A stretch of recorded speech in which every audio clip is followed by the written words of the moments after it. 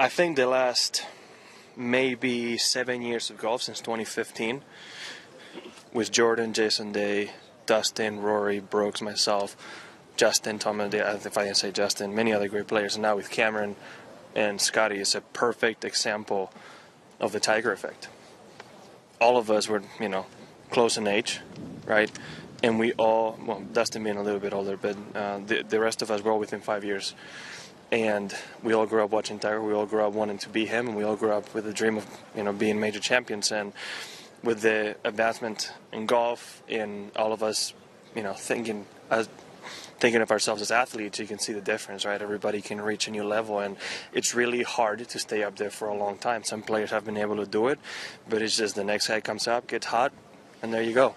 And it's a beautiful part of the golden age of golf we're living in right now. You might not get, hopefully it's me, but you might not get the one guy who dominates for a long time, but you're going to get 5, 6, maybe even 10 players who can do their part. Nowadays, that's a thing. Anybody gets hot for 3, 4 months, and you can see what happens.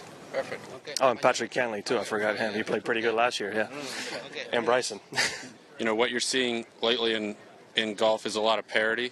Guys get hot for 3, 4, 5, 6 months, and no one's really been able to sustain a run at the top of the world rankings for very long, which is different than the era before, where Tiger seemed to dominate the world rankings and was maybe only briefly interrupted every once in a while, usually due to injury. So I think it's a different paradigm for the sport with, guys getting hot for certain periods of time and carrying the news cycle or carrying, all the intrigue for 3, 4, 5, 6 months, and then, somebody else takes over. I think the talent level is through the roof right now. Think about it, and we can sit here and debate year after year, week after week, the field strength. Years ago, the field strength Asia's now playing.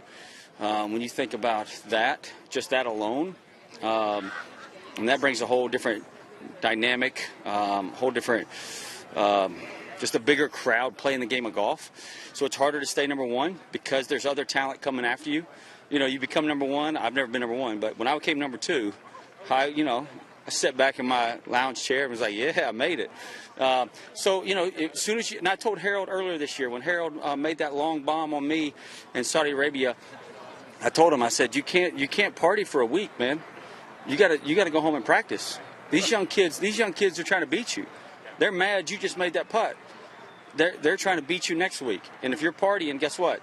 They're already 1 or 2 or 3 shots up on you. And not that he shouldn't celebrate his victory. That's totally fine. But he's got to now reset and be hungry again. Everybody out here that just won a trophy might have lost a little bit of hunger, and the other guys are hungrier. So that's where to be number one or to stay up top 10 is not as easy as it used to be.